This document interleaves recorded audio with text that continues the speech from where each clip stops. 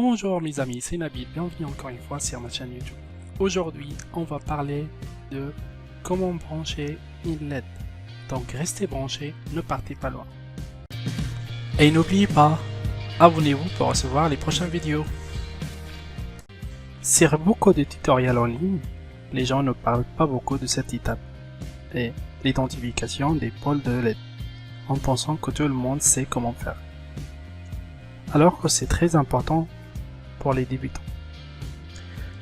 Une LED a deux pôles, le pôle positif et le pôle négatif. En général, et c'est comme un standard, sur les LED, le pôle positif il est plus long que le pôle négatif. Et si vous voyez aussi à l'intérieur, vous trouvez que la surface de la partie positive est moins importante que la surface de la partie négative.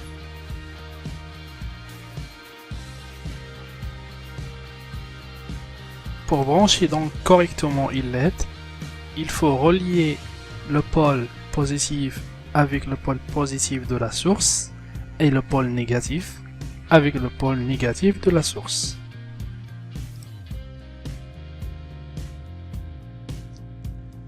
On utilise en général ce qu'on appelle une résistance pour limiter le courant qui passe à travers la LED, pour la protéger.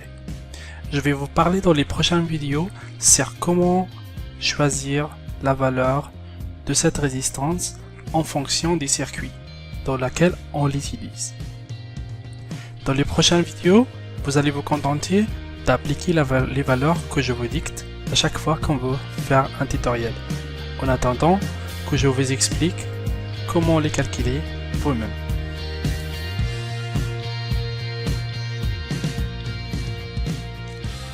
Dans le cas d'utilisation de la LED avec la carte Arduino, le pôle positif de la LED il sera branché avec le pin qu'on contrôle, par exemple ici le pin 8, et le pôle négatif de la LED il sera connecté à la GND pour former le circuit.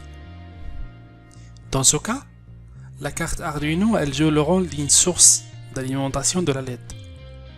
La particularité de cette source, c'est qu'on peut la piloter. On peut par exemple éteindre et allumer une LED. Et ce processus, il sera effectué par le programme qu'on écrit pour l'Arduino.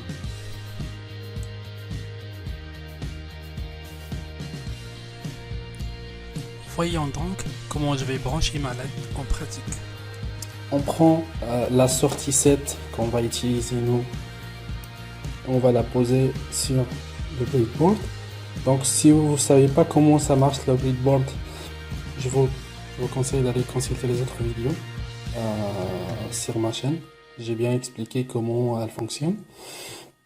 Ensuite, à partir de ce point, on va faire une résistance. Donc c'est une résistance d'une valeur de 1 kΩ. Résistance, c'est juste pour protéger la LED. Donc la première borne, donc la résistance, c'est pas grave si on les inverse, ça marche pareil. Là il vient le tour de la LED. Donc la LED, la partie positive, elle doit être du côté de la pin qui va la piloter. Si on inverse, ça va pas marcher. Donc la partie positive, ok, on va le poser dans le point là où on a mis la résistance. Okay. Ensuite, pour boucler le circuit, il faut que l'autre partie de la LED qui est négative, elle doit aller vers le GND de la carte Arduino. Donc j'avais déjà programmé la carte Arduino pour qu'elle pilote, pour que la LED clignote. Donc une fois que je mets le circuit dans le GND, ça va commencer à clignoter normalement. Voilà, donc elle est programmée pour qu'elle clignote. Voilà. Et ensuite, elle... Donc voilà, maintenant on sait comment brancher une LED avec l'Arduino. Maintenant je vous laisse aller regarder l'autre vidéo dans laquelle j'ai programmé l'Arduino pour que la LED clignote. Et n'oubliez pas, abonnez-vous pour recevoir les prochaines vidéos.